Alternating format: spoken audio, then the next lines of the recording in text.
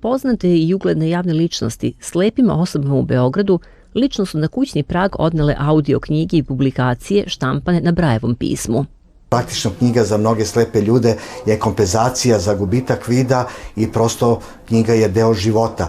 I mi ovom prvom akcijom najavljujemo čitav niz događaja koje ćemo imati u cilju afirmacije naše biblioteke, mogućnosti slepih. Sa velikom, recimo, emocijom, posebnom emocijom sam ovde danas.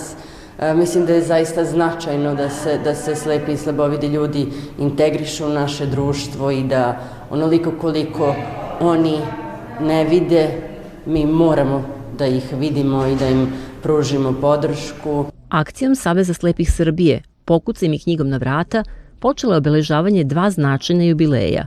75 godina postojanja Saveza i pola veka njihove biblioteke, inače najveće biblioteke za slepe u ovom delu Evrope.